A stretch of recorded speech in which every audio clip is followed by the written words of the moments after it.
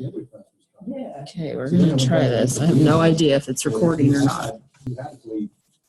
I rearranged it. Yeah. I don't know if I gave it to you. You're on. Okay. It just got jumbled up somewhere. We're gonna. So we're gonna get started. I don't know where it's. I am Dr. Courtney Doussett, and I wanted to talk to you guys about humanizing the online experience. And it was interesting when I went to the online teaching conference and sat through those ones specifically on how it would help develop a more collaborative community, and how through humanizing and allowing students to actually see your presence and create this kind of environment of safety and trust and empathy that invites students to do the same, to be more fluid, I think, with their connections, connect to each other, and to really care about the course. So I wanted to give us some ideas. Hopefully things work. Let's see. This is a video. I think it's supposed to just come up automatically, so maybe it's not.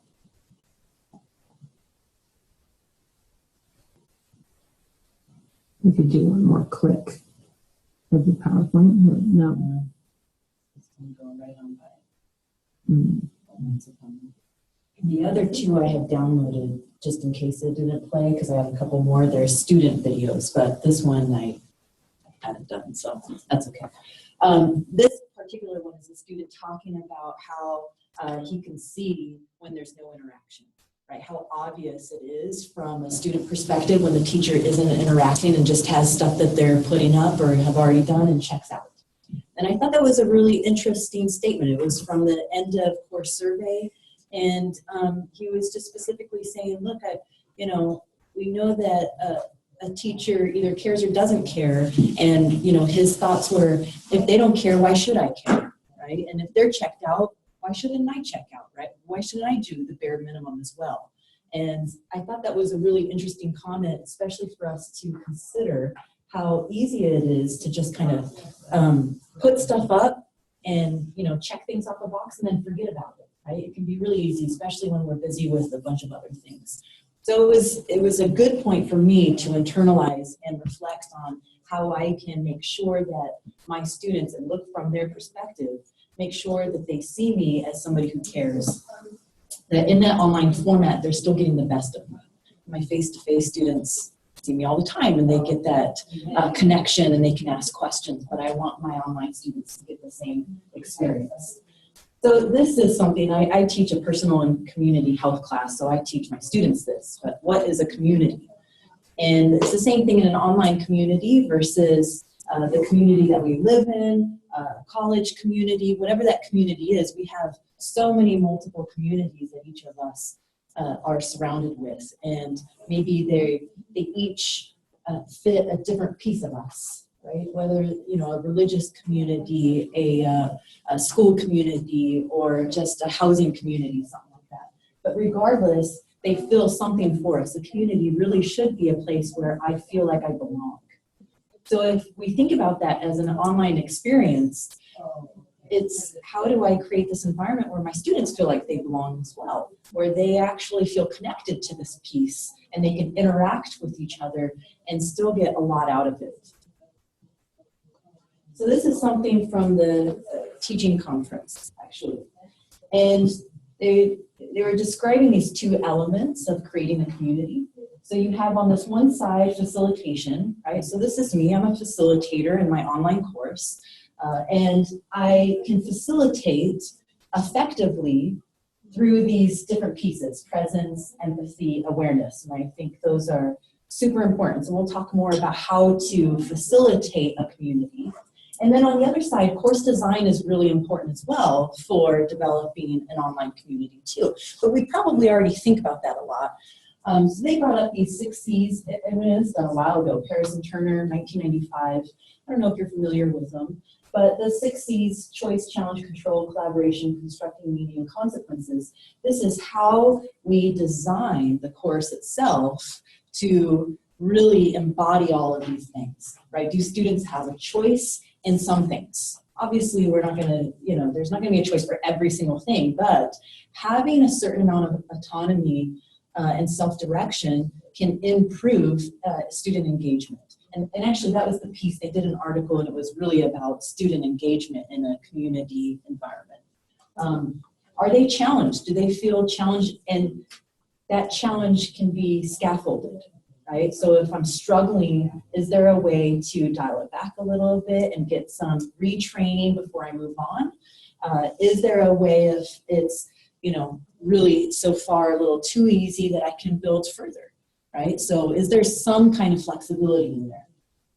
Control, well, that goes back to autonomy too. I think that can be a hard one for teachers, to give up a little bit of our control, right? And to allow students to explore and be able to have at least some leeway in that. So group work can be an interesting one in that environment too, although I know there are challenges with doing group work. I haven't come up with the perfect solution.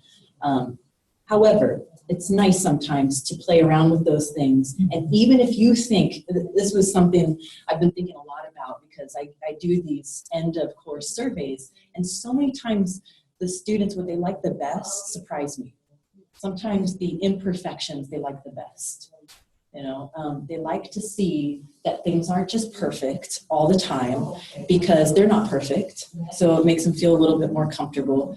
I didn't include it on here, but one thing I've been doing at the end of the course is doing a blooper reel because I do a lot of videos. And when I screw up in my videos, so I take some of those pieces into a blooper reel, they love it. It's probably the favorite thing that they get out of it is a blooper reel because they're like, it's so funny, that you make mistakes all the time. Yeah, I actually make a lot of mistakes. Opportunities to collaborate, so that's really important too. It doesn't have to be synchronous either, right? So I haven't actually tried stuff where we meet up or group up at the same time because I personally have thought, well, the allure for me of taking online classes is always the flexibility. So I don't want to, pigeonhole a time that somebody won't be able to make it to. So asynchronous work, group work has been working well for me, right? Make an assignment and I let them self-select just by a certain time. As soon as it fills up, that group's done. And then they do like a little project, maybe a wiki page or something like that. They're building together different assignments I've tried out. But it's really interesting to see it develop as they go, as they collaborate. We like that experience.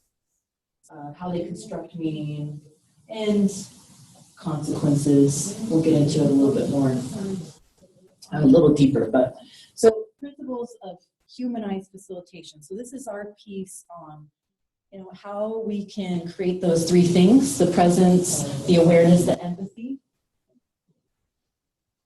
I already said about imperfections. And I thought that was a funny piece too. They also brought up in the conference that they've received similar feedback from their students. A lot of what they love is that they realize you're not perfect, they don't need to be perfect. Right? Sense and understand emotions, communicate that understanding. This one can be a challenge, I think, especially in an online format. And I'll show you some of the ways I've done this. I use videos a lot because it can be so difficult to, in text, to capture the feeling behind it, right? Especially because we still have students that are figuring out how to express themselves in writing. And sometimes things are missed, and we know that. I mean, obviously in our own communication, texting or email, we don't, you can misread. We can read more into it than was meant to be. We read tone or whatever, maybe based on how we're feeling that day. Maybe I'm in a bad mood and I read it and go, oh, they were really angry, and they weren't angry at all. Right? But, and plus I know I write like that. I can be really technical. And so sometimes my writing comes across as very abrupt and people are like, oh, she must be angry. Nope, wasn't angry. That's just the way I write. I just get to the point, right? What I think is concise is taken sometimes a totally different direction. So what I've done instead, not all the time, but in some pieces, Canvas has a tool where you create your discussion forum that you can actually do a video or audio file reply rather than just a text. So we'll do threaded replies, meaning, right, so that we have the initial post. So a student will do a response in video or audio file. Some students don't feel comfortable with the video, so I give them the option. But I want to hear them no matter what, right? And then when they respond to a classmate, they respond in like, they either do a video or audio file. And I jump in there as well and do video and audio files, not for every student, but here and there, and especially to keep the conversation going. Go ahead. Sorry, do we have to worry about accessibility in that kind of So situation? no, and that's a great question, actually. Anything I post, I do. Even if, I'm just doing a reply to somebody, I actually make sure that I caption my own and put that up there. But a student reply like that, no. Okay. So you don't need to have captions in that particular format. There are even other cases where you yourself don't necessarily have to Yeah, caption. you don't. For example, last Friday, I did, every student got a video, like 30 seconds to a minute of me responding to just sort of their overall performance at that point. I didn't caption those. Yeah. Now, obviously, if you know you have a student without accommodation, you would need to caption for them. But that immediate one-time use thing, no. Yeah. If a student has not identified as that accommodation, you may hear from them at that point and go, I actually am deaf, I need you to, and you need to be responsive. But there are exceptions to that, because otherwise we would never do any of this stuff. Exactly. I can't Yeah. caption 45 videos, Right. even 45, 30-second videos, that is humanly impossible. And so there are some ways, at times, when you don't have to make things accessible unless specifically needed. So then do you make an announcement to your students if for some reason you have trouble hearing or seeing this, please contact me or? I mean, I have at times, I don't think I did last week. I have the DSPS information in my thing. Most students who are truly have a visual or hearing impairment are very good advocates for themselves. And if they need it, they would let you know, hey, I actually am deaf, I need it. The semester before, I happened to have students who had self-identified in their introduction post. So I knew all semester that for those feedback videos, I did need to caption them, and that was no problem for me to do. So follow-up question. So then when it's students, what if there's an issue there? In other words, how would that be resolved? If the student is responding or, doing a video or something for another student. So how do you deal with that? And in that particular case, I could go through, and if I already know, if I'm aware of Right, it, they've already and they've already identified, then in that particular case, if it's responding to that student, I could go in and actually caption that. Mhm. Yeah, that would probably be the only way you could, because you can't make a student do that. No, Yeah. right, and I understand exactly what you're saying, but I'm just wondering how you would approach it. and I think for, if on the other hand you had a visually impaired student, they probably have some tools that would, read something. So Which they do. I actually have right now a blind student. But, of course, he let me know right away that, not even in his introduction post, he emailed me before the start of class saying, this is who I am. I feel like, I always get a better response when I'm really open about it. And so here's blah, blah, blah. And I use a screen reader and, this and that. And, one of the things he had told me, which I hadn't known before, is that PowerPoints, while they work, they're really tricky with screen readers and usually crash his computer. So, it was very interesting. So I just converted stuff to PDF for him, and that was it. So I had just PDF of all the slides built up there, and if anybody else wanted them, they could use them too. But he said that worked out really well for him. I just, last week you told me about that because I have been hesitating using the video to answer to students. I did like 20 something today, this morning.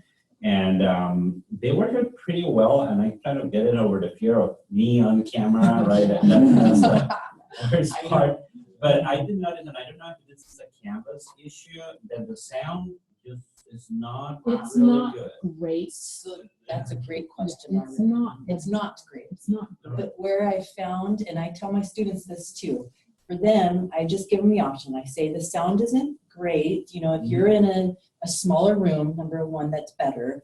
And, you know, with a room with better acoustics and no other sounds, like even a fan in the background can be, it can really make it awful.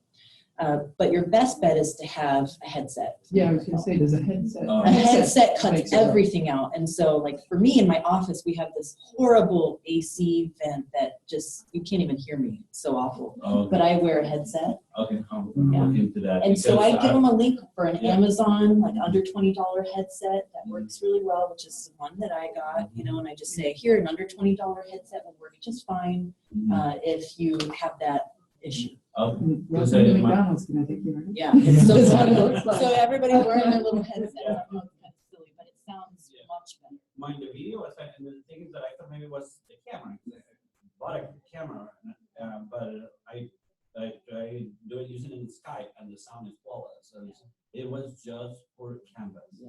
So that's what I didn't know if there was an issue, or there was something I was supposed to No, click. it's not great. I mean, you can. I think you have it'll ask you maybe about quality, but you know, I no student wrote back and said I can't hear you.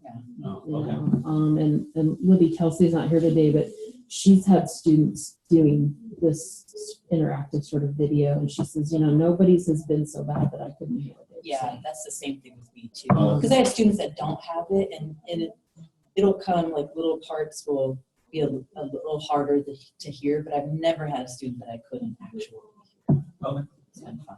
But yeah, you're not doing anything wrong. It is the actual Canvas feature. Yeah. I've done other ones and it's fine without a headset, but in Canvas. And so do you send it to them as individual kind of, I did it within the inbox in Canvas. okay, So you just choose your student, and at the bottom, there's a little media icon, and you hit that, and then you choose, in my case, because I'm more than one camera, I choose the camera, and my little mug pops up, and you hit record, and then you hit save, and it then puts it into that email. wow, okay. It's actually really easy. Yeah, It's I super simple. used mine through the speed grader.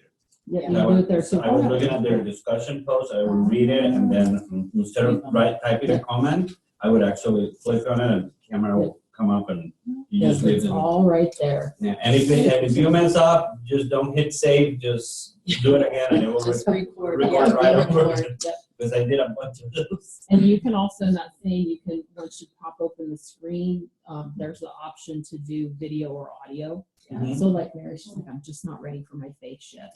But just wants to do audio, and that's fine. I know. That allows I you know to do it's it in your big- PJs without your makeup on, It's so guys. funny how many students I get that'll say like, you know, even though I say it in their video or audio, they'll still, is it really okay? Because I don't feel comfortable, you know, with an image of myself.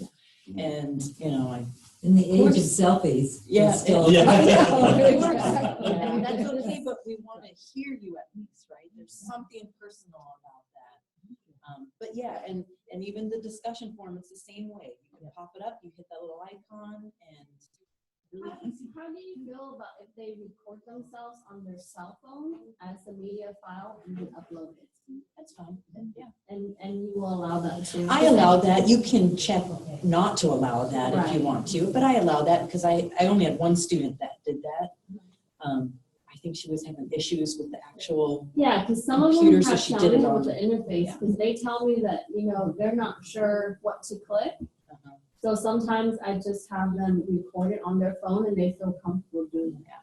yeah, because they're used to that. Yeah. And So I it's think like a that phone is goes- different than a webcam or Yeah. something. Yeah. And I think it goes back to that flexibility.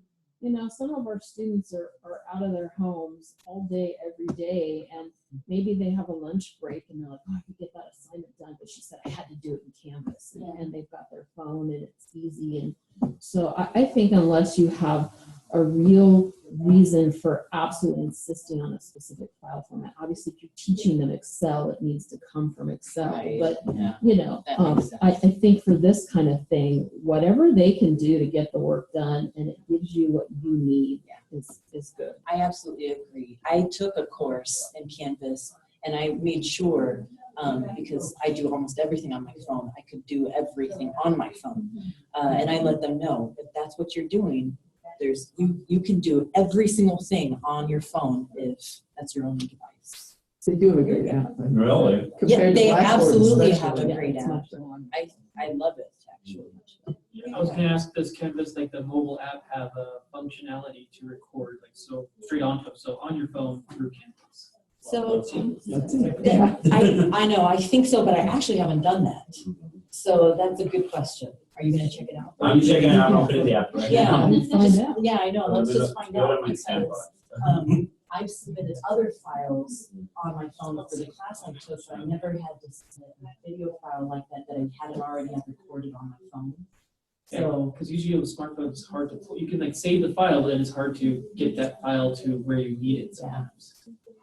can you do quizzes and everything then? Really? Oh, I had no idea. Yeah, Yeah, you It's- can do it it's all. pretty nice, actually. I mean, I struggled a little bit. There were a couple of things when I was taking my course where I put things in the wrong spot, not knowing it. But, you know, you can figure it out eventually, but. Create a discussion, but should Myra take a photo or a video recorder? Okay, I guess.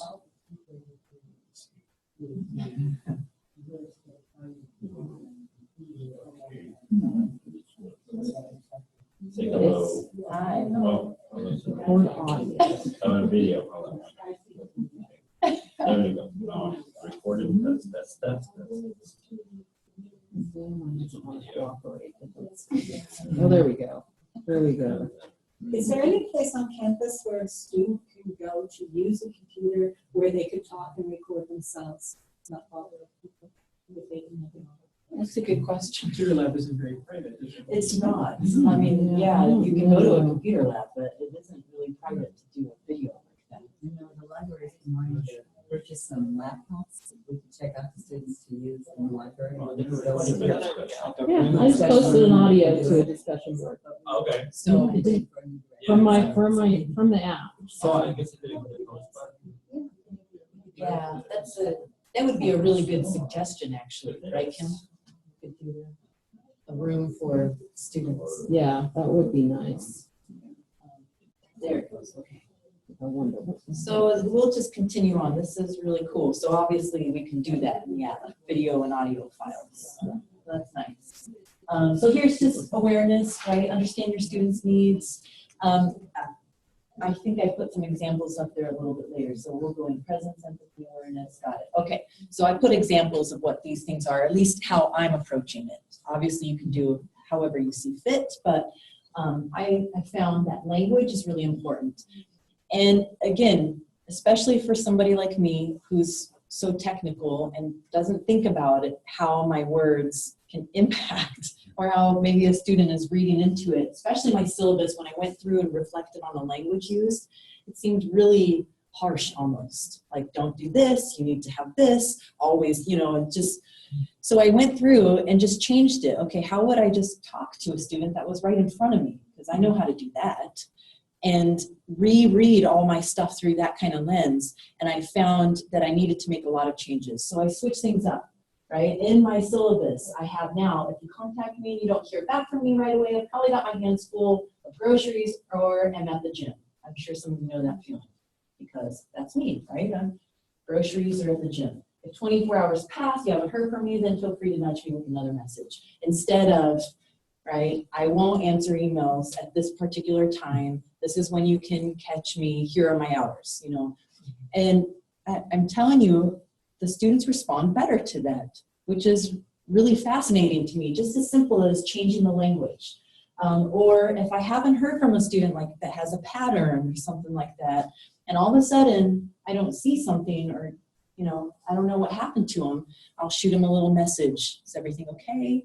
I've noticed that you missed the last couple assignments, or the last couple you submitted were late. And, I'm just wondering what's going on. Is there something? And reaching out to them, I've also got good feedback too. And I understand. So again, we have a lot of students. We might miss some here and there.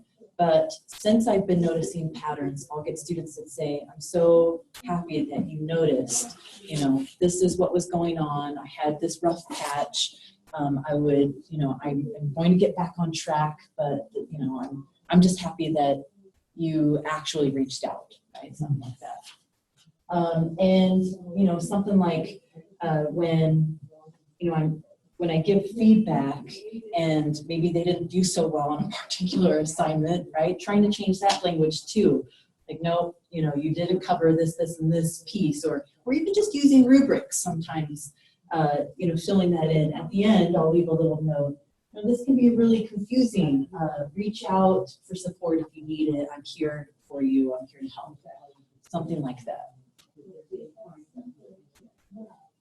Yeah, okay, so the syllabus. I think this is a cool idea. This actually is not mine. This was from the online teaching conference, the instructor there. I haven't done it yet, but I'm working in it right now. So popularme, populr.me. It's a nice free website. And they have lots of examples of different teachers that are using it to do their online living syllabi. And it's amazing. It looks so incredible. Wouldn't that be nice? Right? I know. So I'll see what mine looks like when I'm all done. But this is the instructor. She does a history of still photography. It's just beautiful. So I navigated all of her stuff in there. It is so intuitive. I can just imagine being a student going on there and going, oh, that's what you mean. Because all you do is you click on something and there's an example of what a quality work is going to be. And I love that. Or you click on another thing and here's some previous student responses about that particular course where she does like this advice wall or words of wisdom wall or something like that. And previous students are talking about, hey, when I first started out, I was a little, iffy about posting videos, but then I realized that, this, and this. And so that's really cool too. She has little clips here and there with a welcome video and, the basics of it, all sorts of different things, plus extra helps, right? If you want to dig a little bit deeper, go here. These are some free tools that might help you. All that kind of stuff is built in to this website. So this is something I do right away at the beginning of the course. I know you saw that one, right? The online learner form using Google Forms.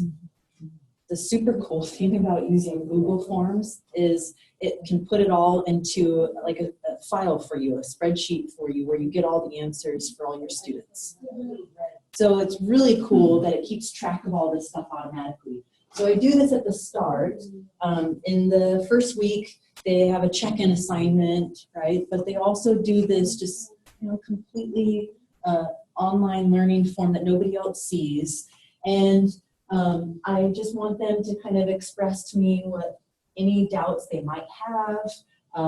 Have they, do they understand stuff? Do they have the necessary components to actually do the course?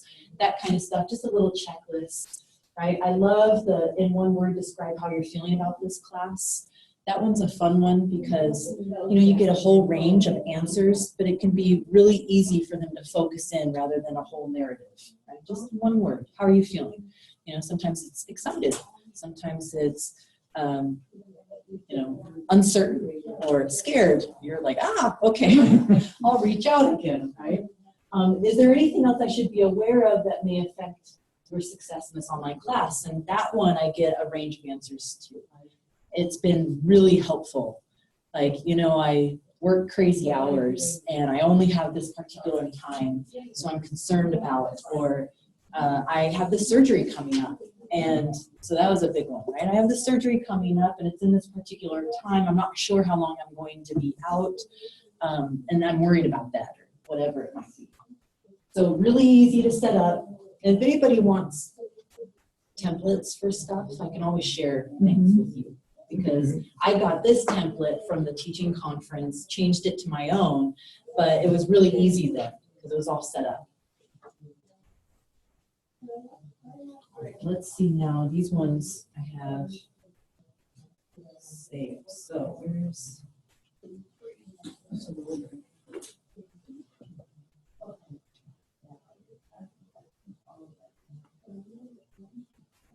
oh, no, I didn't see it. You have a link at the bottom or on the notes for the PowerPoint slide. Ah, see, you're good. Thank you. That's where I put that.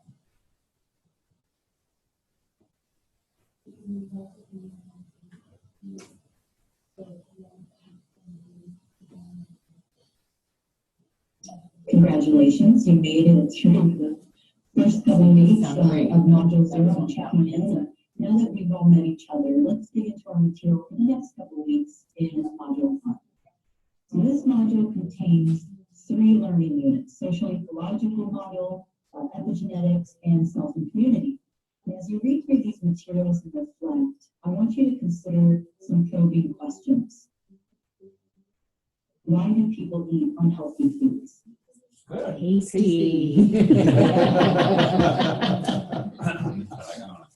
The data keeps changing on what's healthy and what's not. Yeah, And we talk exactly about that. Yeah. So this is a health class. You get to hear more. So obviously my own videos are imperfect, but I just record with Screencast-O-Matic. I think you use that too. Probably a lot of you do. It's really easy actually and free, so that's always nice. But even that one, you can tell the sound, you know, definitely it's better when I use the headset. But these are content kickoffs. So for each module, I do a content kickoff video. And they respond really well for that. Just to kind of clarify, okay, I use the probing questions are really based off the learning outcomes. So for each of those modules, I just turn them into a question just to say, this is what you should know, right, at the end. And I want you to reflect on these. And then they actually do an assessment off that, right? A reflection piece, a writing piece where they respond specifically to those questions. But so this, I think, is really helpful, one, to get them kind of grounded in every module. And they see your presence, of course.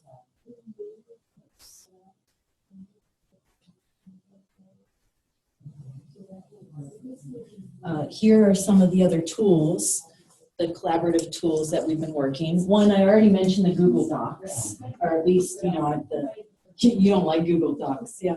But I do like that you can share them really easily. It's something that students are familiar with.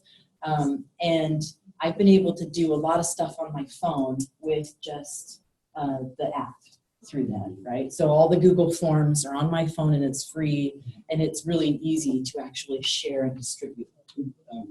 Just want to throw something out there. You know that if you have any Word, Excel, or any of those documents in a Dropbox, and they are shared documents also, you can work on them right there. And you can use Dropbox too. I don't, but I know other people that do it very successfely. Yeah, I use Dropbox for it. And Dropbox has a nice app too, you know, which I do have on my phone. Just throw another one out there. Students already have access to OneDrive. And so then there you go. So if you got OneDrive access to it as as well, then it would be another similar process. Yeah, very similar actually. I've used OneDrive too. Yeah. You can use the collaboration and link it to your Google Drive or whichever drive that you logged in on your computer. And I kind of play with that a little bit, and then you can invite them directly to your drive instead of logging on just Google Drive. And it'll link to Canvas. Yeah. So that's a pretty nice setup. Yeah. Good. You can ask IT for my COD account so that you can access OneDrive, just like the students do. They'll give that to you. Can I access it with that one? No, because that doesn't have a live email account with it. You have to get that from IT. Oh, okay. And a my COD account, but they'll give faculty one if you want. I have one. So how do you use peanut butter wiki? So there are actually a lot of different things. I put it up? No, I didn't.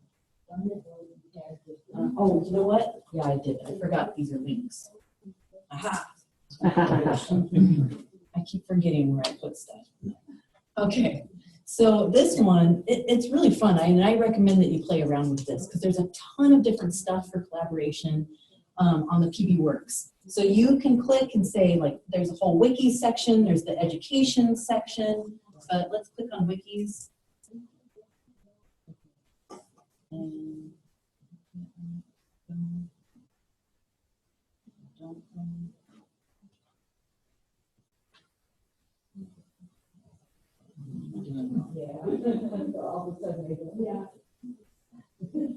oh, it just brings up that. Yeah.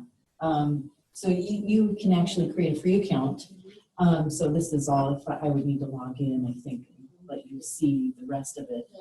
But you can actually create this hub and you can do projects on there, right? So small group. yeah, a small group project. And so we do things like on a particular topic, for instance, under a module. And one of the biggest projects I do is on neighborhoods, right? So they have their own things that they're doing, but we use it to kind of build a documentary, for instance. So on the education piece, I can do that as well. But the wiki page is their first step in the process. So they pull in information, right? When we say social ecological model, what are we talking about? And so somebody researches that and puts up their pieces. And then somebody else pulls in another theme and another theme. And now they build this whole comprehensive, almost lesson, you know, on that topic. And then under the education one, here, right? Now we can actually create other projects. So for this one, for the documentary that we do, I have them individually go out in their neighborhoods and they start by just an assessment. Right? So they start by just looking and they do a video about what their neighborhood is like and how it's either conducive or not conducive to health, for instance.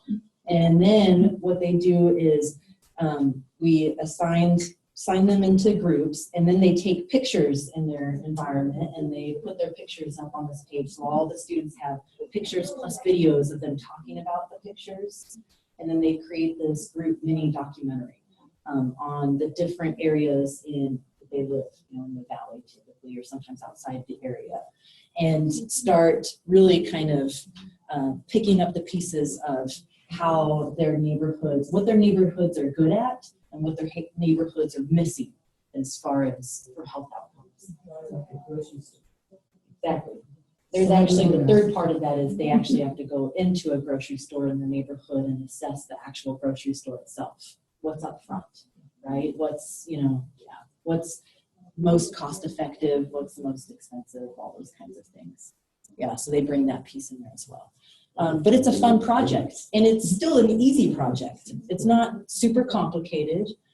They can do everything still on their phone. So that's another cool aspect of it as well. And then they get to collaborate. And on top of that, then every group, usually it ends up being about 6 or 7 groups, have these cool mini documentaries that the whole class gets to watch, which is kind of cool. And it's just fun.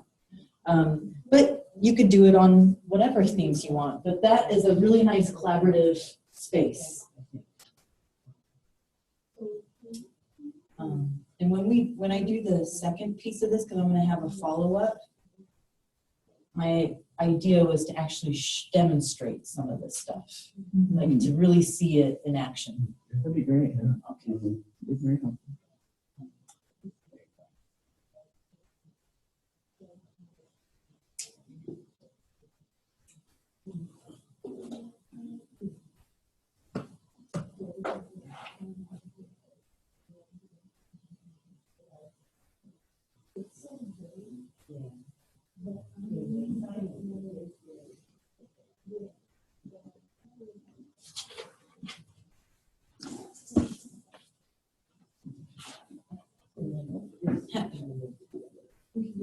Just doesn't have. Oh, I didn't have the H. Thank you. Sorry. Nope, that's.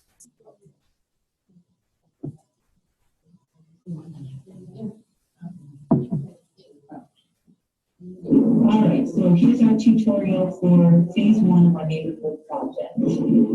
Here's my homepage. Yours will look similar.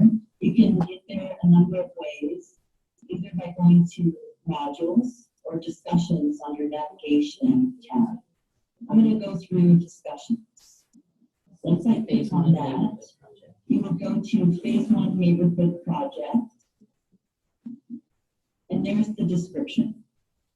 So after you evaluate your neighborhood based on the instructions, you're going to create an audio or a video file. It's up to you directly in this grid. And in that video or audio, you're just going to discuss your findings based off of some of the questions that I put in there, or more if you have them. You don't have to watch the whole thing, but that's just describing the first phase of the neighborhood project when they start getting into doing videos. This one, I'll just leave it like that for now. This one's a fun one too. Another tool where, again, I can share this one. The students actually send me a selfie, whatever image they have. If they don't feel comfortable, there's always a couple, then they can send some type of, avatar, which is fine too. And then we create a class picture in there using Canva. It's a cool tool, but you can create all sorts of different art and projects in Canva. But then all of them are up there with the names, and some of them are, like, I tell them, don't be afraid to be fun or silly or whatever. And then mine's at the very end, right? And it's just kind of a fun snapshot for the class. Do you put the names in there first, or they just go in and do they have to find their name and put their picture? Is that how it works? Or? They just send them to me and I just put them all together. Oh, you just put them all together. Although I probably could do it where they put their own in there, but I haven't done that. I just tell them to send it to me and I just put it all in there because it's easier for me to Oh, I don't, want the questions of, I can't figure out how to do it. Well, one of the things that I did in all my classes was the very first days is a lot of them were using Canvas for the first time. With your picture in your profile, right? So I could remember your name and all the good stuff. And I was pleased to put pictures of your kids. I'm pretty sure they're adorable, but I don't want to see your kids. I want to see your face. Right? All that kind of stuff. And fair enough, I would have people put in pictures with masks on, or pictures of their backyard. And so it's like, fighting a losing battle. Yeah. I always get some that don't want to put their actual picture on this. So they'll do an avatar. Well, yeah. I haven't had anybody do a mask, but yeah, I have some avatars and I don't mind. Yeah, I don't mind. I even think I have a landscape in there somewhere. I'm like, at least I have a sense of you. Yeah. It's not, and there's a couple students last Friday in my little feedback to them. I said, please work on putting something up. I don't want to keep seeing the gray circle. One of them wrote back and said, I'll try to update my profile. It doesn't have to be a picture, but I know, I do something. Just something that captures you. Yeah. That's all I say. Please just do something that captures you. So, at the end of the day, it's going to be a landscape. Practice for you. Yeah. They do need to know how to do that. Yeah. No, that's No thoughts over here. None whatsoever. Because the class works for a lot of things. If they open a LinkedIn account, then you're going to have to upload the picture. Even in the Job Hub account here, career workshop, they need to upload it. Well, heck, they can do it on Facebook, so. Yeah, they don't have a problem. They can, but do they? Yeah, it cracks me up. Who knows? These are just, I think these are fun. So this is an original reply to the neighborhood project, and then a response to the student. Let's see. All right, so the article that we are discussing today is Everything Doesn't Happen for a Reason. And overall, I found it very interesting and very informative because it talks about different aspects that we usually tend to avoid. And with that, I feel like there is some reality to the fact that a part of us does know and realize that there are certain things about our lives that we can't control. Some things are just simply out of our hands. But when it comes to the time that you're grieving and something devastating has happened to you, I don't see that phrase as being the most helpful at all. Honestly. somebody close to me had passed away and somebody told me, oh, things happen for a reason, I don't think that would lift my spirits at all in any sort of way. That would just make things sound more devastating. Like, why did the universe, why did destiny decide that this certain situation had to happen? Like, what would be the reason for it? There's no reason behind it and everything. I just don't find it as the most helpful phrase to say either. So I agreed with the author on that completely, despite the fact that I do think that some part of our lives we just can't control. But when it finally comes down to our time of grieving, we should just be allowed to grieve. So she gives, but this is in response to an article that they had to read, but it was on our grieving process, loss and bereavement.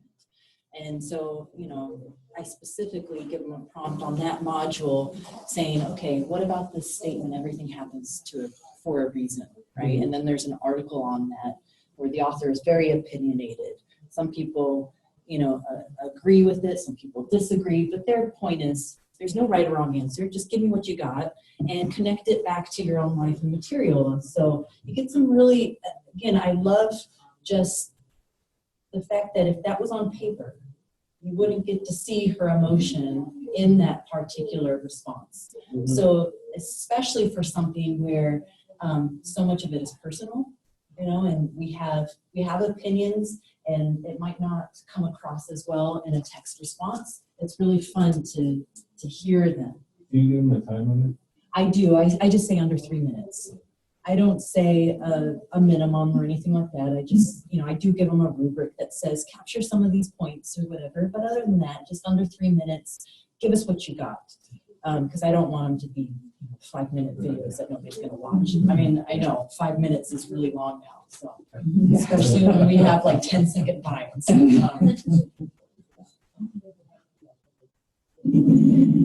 it was interesting when I see people keep to themselves. A lot of people in my neighborhood don't, but I guess every neighborhood is different. I wish my neighborhood was well lit and had sidewalks. My old neighborhood in India, like, you know, was well lit and it had like nice sidewalks. And I used to live across the street from them, so I'd always run across the street. But yeah, that would be nice. It's so hard to looking to go shopping because my area doesn't have a very good variety of food. And that's cool that you just got a park built next to your house. Even though it doesn't have very many things, but still you can run at the park and stuff. Not at night, mostly in the day. I used to like wearing headphones so I could tune everything out, but I had a bad experience one time when I didn't hear a bee that was right next to my head. It was in my hair and it stung me in my tear duct of my eye. My face started to swell up. So I don't really wear headphones anymore. I just keep music on me loud somewhere. But I hike up in like bump and grind where it's sandy and I heard there was a beehive, so that's probably why. You'll find me good. Hobbies. Could you imagine that in writing? I mean, it doesn't have the same feeling. Talking about the bee that got stuck in her hair, I just thought, who's that? It takes professional writers a long time to develop, you know, to be able to transmit the feeling through the writing. So for somebody who's just starting, it would be very hard to do that. The video just makes everything else easier. The video is incredible. And then that student responds back, right? And I find that once they get going, after the initial reservation about it, in fact, there are more audio files in the beginning than video files. And as it goes, I see more and more video files, which I love as well. And just the responses to each other are so funny, you know, it's like, or, you know, some are really serious, because obviously when we get into the bereavement one, some share some amazing stories. And I didn't put some of those personal ones up because, you know, I didn't get permission from them to, but these ones were, they gave me permission to just show their videos. They didn't care, but it is a very personal environment. And I love that they feel that it's facilitated safely enough that they can share some of these really personal stories. And some of them break down and cry, and some of them tell some really incredible stories. And always with those ones, I give back a video file because I think it's fun. You know, I mix it up in my feedback, but definitely on ones that I feel like, you know, touch on something really personal. I give them back, you know, that personal feedback because I think it's important. So do you do things like this? These are not discussion boards, but assignments, or they are discussion Both. boards? So they Yeah, I combine, not every assignment is a video file. Some are actually, because I want them to, when I do reflections for the modules where they have to think through all the different elements, I have them write that one out because they're very specific requirements I want them to hit. And so for that one, you know, I felt like if I did an audio or a video, they'd just be reading something off of paper anyway.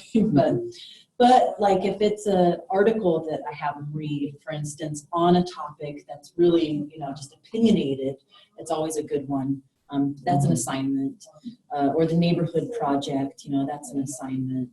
And then I'll do like a couple discussion forums, and they do all the threaded replies in there too. They have to respond. But I find that when I do it for the audio and video ones, they respond more to each other, which is fascinating to me, you know, because so many of them do the bare, it's like, okay, I'm going to go in and I'm going to do the bare minimum. I'm going to reply here, reply there. And I always tell them, do more than I agree, and here's some requirements of replying to your classmates. But in the video and audio files, they really get into it, it seems. So are they using in Canvas? Is that the tool that they use to record themselves? That is. Although I have had a couple that do a separate video file, a couple of that there too. But the majority of them all have done it just right there in Canvas. That's actually a pretty good quality.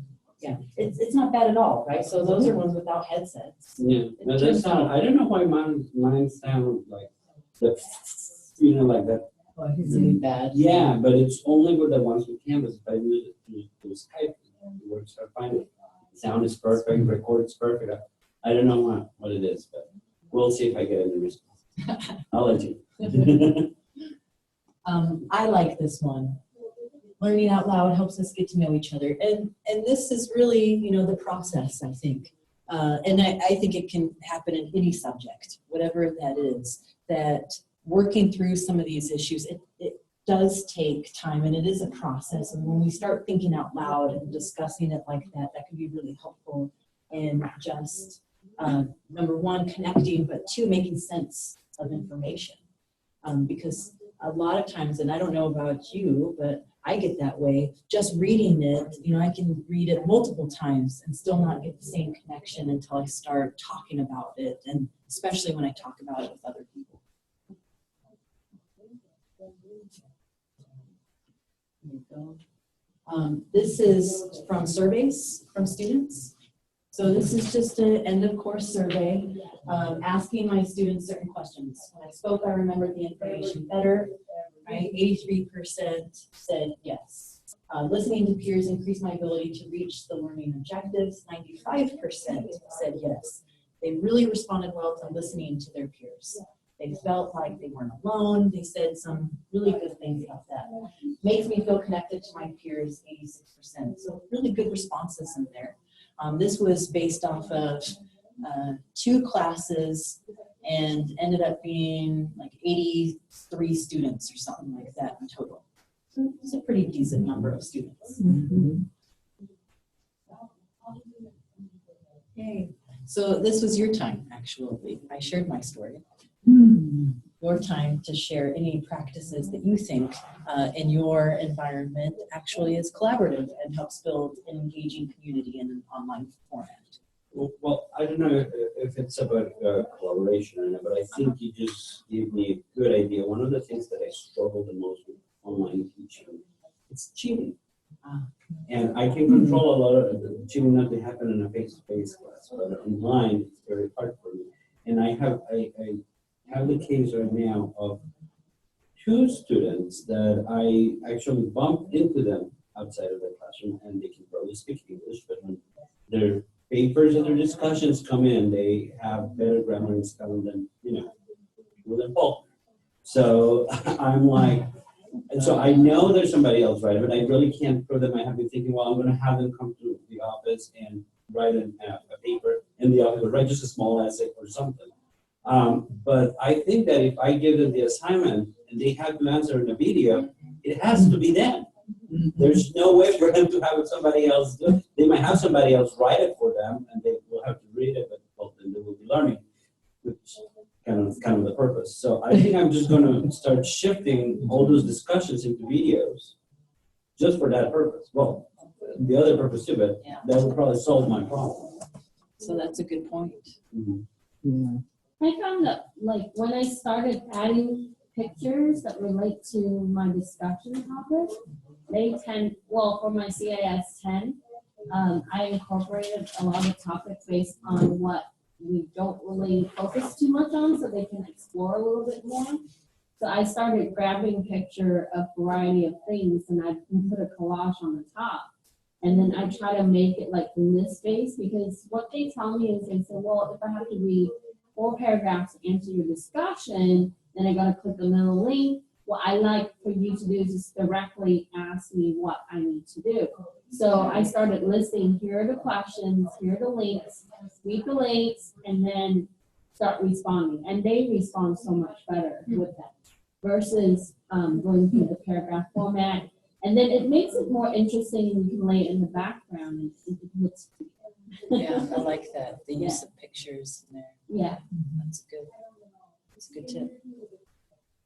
I don't like, as soon as I see a whole bunch of writing, sometimes I shy away from that. I'm like, And the students do I really want to read through all of that? It's terrible. I'm like, but I do it too. As soon as I see it, I'm like, just tell me what I got. Give me an easy little, I hear you. Well, and then, I mean, we can just leave the instructions in video as well, encouraging. I like that too. I try to put up both, on text for people that will like that. I'll put up a transcription of the video or something. But I find that the video instructions, they tend to do really well. Although you got to keep your videos pretty short, I've found too. As soon as you start getting past 5 minutes, again, I do that too. I've found that I take a lot of MOOCs, usually just to figure out what I like and what I don't like. But as soon as I see like a 7 or 8 minute video, I'm like, I don't have time for 7 or 8 minutes. Are you kidding me? I know. Again, it's terrible, but hey, I do it. It's true. I know. I see these 2 or 3, maybe 4 or 5 for some other ones, but that's it. Yeah. Getting back to the cheating thing, which I think is funny, is there a way on an exam, a Canvas exam or quiz, to have a question that they could respond to, an essay question that they could respond to with video? That's a good question. I've never done it for a final or quiz, but yeah, I wouldn't think it would be difficult. I think that option to put in the media is probably still there.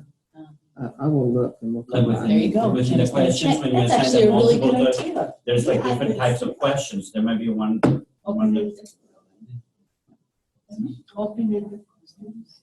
Yeah, when you select the drop down, it gives you a variety. it says multiple choice to impose, and you can create the questions, or you can import them if you have them available. But if it should probably, there's something where they can actually, because there's even an upload question, upload the option. final upload. But Yeah, that would be an interesting one. That's a good idea too. Embed that in there. I like that. I think I'll try that. and I use publishing materials, and what I do, well, for my tests, well, it's online or not online, all my tests are online, is just the pool is over 600-700 questions, and it shuffles from that, and so everybody gets a different test. Oh, That's interesting. the only way that I feel a little bit more comfortable. Yeah. And I let them have an open book. Yes, that's fine by me. But because then they will have to be looking for the answers. Once again, they're learning. Yeah. So I'm okay with that. But if there was another way like video, upload option or Yeah. question where they can answer.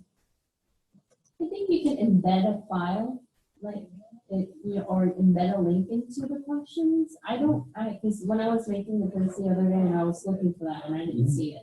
But you can embed like other things to it, so that way they have to click it in order to answer the question or something. So could you do an embedded link to a hidden discussion board where they have to? Yeah, or you can make That's genius, that's the way. or you can make a private channel on YouTube, and then you can force them to go through there. But it's here. I just made I used the essay question template and all of the same format options, including upload. So if you do an essay question, So then you you can say, Oh, do a video or audio file to respond to this essay question. okay. That's a good idea. Yeah. The essay question. So yeah, just it's there. Very cool idea. Nice. Other amazing things you guys do? I know you do amazing things anyway. Well, if we're good there, I mean, that's our 1 hour. I think we're.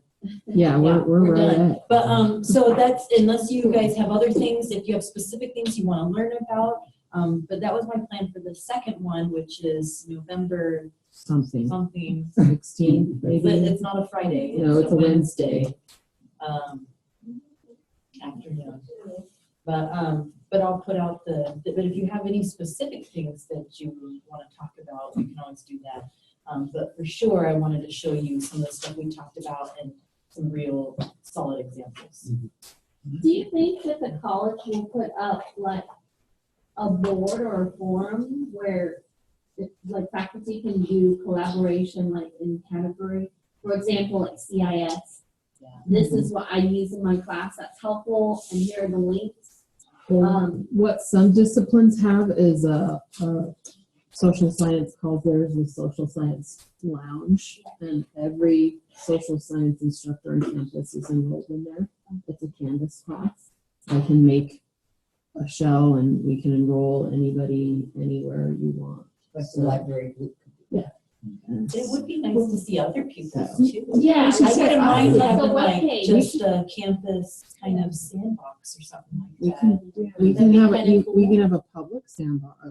Of course, it's public, and then anybody. And then you can at least like have directory or folder, and you can upload it on there, because when I was doing my doctorate, they forced us to do the seminar training like that, where they have like collaboration tools, and then you need to share your ideas, and then you need to utilize other people's ideas to incorporate in your teaching. So I thought that was useful, because you get to look into like somebody that's teaching history. Yeah. That also works like what I learned from you today. I was like, oh wow, that would work in my class. Yeah. Totally completely different subject. So I think that would be kind of cool to have like a forum. Yeah, I it would be don't really- think, we can learn from each other, I think a lot, regardless of subject. Changing it in a way that actually suits our needs. I mean, so much of what I had gotten from even this past online teaching conference was, from the lady that teaches history of photography. And, I'm thinking, obviously, the subject matter doesn't connect much anyway to health, but definitely the strategies. And I love seeing the layout of people, just going, oh, that would be really cool to do. Or even just the idea of now having an essay question that they respond to, video or audio file in their final, I think is super cool. Yeah. Yeah, that would be really helpful to be able to see other people's Yeah. classes. And to share those things, like, a Google form or something else that you do, a wiki page or whatever that, you like and you want to showcase that, it would be really fun. Or having templates, because I think those are nice. Well, too. isn't there something like with Commons, we can have like a school? Yeah, you can share can stuff do- in Commons through Canvas. Yeah, you can. But I think if it's actually linked to the faculty page or something, and then it's just a link that you click on, and then it would have subcategory, new things that are added or things in subjects. I think that would be cool, because collaboration like that kind of tie in with people who can't come to these sessions, and then they can say, oh, well, this might work, and I'll look on there to see if there's anything that would help me. It's a Yeah. good idea to actually have the subjects broken down, so if you're going in looking for a specific thing. Yeah. Do you want subjects like you mean by, Like here's you know, mean by quizzes, or discipline? here's- That's- oh, to me at least, like here's Yeah, quizzes, like a here's specific thing you might wanna, you know. syllabi, here's. Or little Video ideas, tests, or- video, yeah, yeah. like something video like that. exams or discussions. Yeah, discussions and the assignments, various types of assignments. That'd be great. And then when we start doing the SLO and Mhm. program stuff and all the outcomes, we can start putting that information in there too. Right, Okay. that's great. And with regards to the communication students, well, one of the things that Kim was saying that she used the video option through the inbox. Yeah. Right now I'm going through like my tenure review process, and one of my online classes, the person that's doing my review, she cannot access my inbox. She can access the shell of the class that I'm teaching, which makes and well, when I started the class, I said, oh, yeah, it's the inbox, and it was very easy to filter which section I wanted to, or which group of students I wanted to, and communications were going back and forth. And it wasn't until we had the meeting that I said, oops, you're not going to be able to see all that stuff. And there has been a lot of email communication because that's what people feel most comfortable with, you know, the most, you know, used form. So it's not really shell specific. It's still through a different more well known as a module, a different section of Canvas, you know. And I was wondering if there's any way we could actually bring that, because now I've started using the announcements, but those are like when I send it to everybody, you know. So I was wondering if there's any way that we can have the messaging somehow done for Canvas, it would actually show on the shell, you know, which kind of communication we're having with the students, even if it's a one-on-one. I mean, unless you're using a discussion, Canvas uses that inbox tool. Because the other thing, like, and I told this to Kim last week, I said, well, maybe I could just print all those things and print them to PDF, you know, because it would be a lot of paper, but so I'll just print them to PDF and, you know, just save them. Also for accreditation purposes, I believe that we have to show that we have interaction with students in an online course, not just, you know, we just put it up there and, you know, just walk away. You know, we have to have that interaction with the students. And there is no way for me to show that to anybody unless I print it. Well, there's no print option either. Well, accreditation's a little different. And accreditors will have admin rights when they come and visit, and that would allow them to essentially become an instructor within Canvas and then can see the inbox and things like that. So for that purpose, there's something different. Okay. There's not and this isn't anything I have control over. That's just Canvas has the inbox and your courses, and you know, putting somebody into the course as an observer or as a facilitator or something doesn't make them you. And so you know, if you want to, I mean, the only option is I certainly can give a peer reviewer or your dean access as an administrator into that one class, and then they could become you and see the inbox. Okay. If that's something that's required or really, you know. I think it is. Why would that be required? They don't, I mean, imagine for face-to-face, you're not seeing all the interaction that you have with students that way either. Well, when they do your review, somebody actually sits in the classroom while you're teaching, so they actually see how you interact with the students. But this is for the online review. I mean, I have been interacting with the students, but outside of the shell. And then I found out, oh, no, we need to interact inside the shell. That's where the announcements came in, and they started using a lot of more of the commentaries and time of grading and the feedback. The feedback, and now, today I started using the videos. It's like, I'm going to start doing this video. It was actually kind of fun. I like the videos a lot. Yeah. But I was wondering if you couldn't just say, like, you know, and I have and let them know, this is how many Oh, no, and I did, correspondence I also have in my inbox, just a number, not a. Just screenshot it. well, no, I mean, no, I actually did, when I prepared my outline at the beginning, before the week started, I did send, there is 149 Yeah. email messages in my Yeah. inbox. If you want to see them, because I think Kim mentioned it last week, then just meet with her and open your inbox for her. Yeah, And, something like that. And I did send her that, but she didn't ask if she wanted to see them, so that's as far as I'm going, right? But I think I try to give, and I'm doing this, and I'm going to start working on, all those things. So she knew that I wasn't just not participating. Like the beginning of the semester, most of my communications were done through the inbox.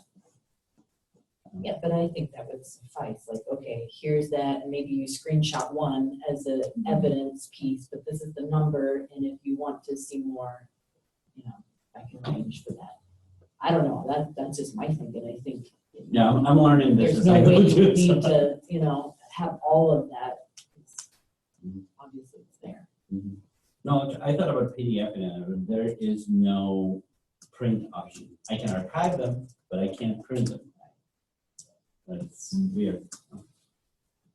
Possibly they don't want you to print private conversation, maybe with individual student or personal reasons, maybe, I don't know. Because in some cases where you're counseling the students that is failing your class or Mhm. whatnot, right? And they don't want you to just accidentally print out all of this conversation or leave it somewhere maybe, and they want it digital for purple reasons. But I would, and you can copy and paste that in text format and just. Oh, yeah, I do, it's like you have to open, I mean, like I said, I had 145 emails going back and forth, and they were probably within like 50-something threads, so it's picking up each one of the threads and running them so I can copy and paste everything. It would have been a lot of work. That'd be cool to have an export option for text like that, but maybe on the IT side, maybe not on the instructor. Yeah. All right, you guys, well, we're done. Thank you. Thank you so much.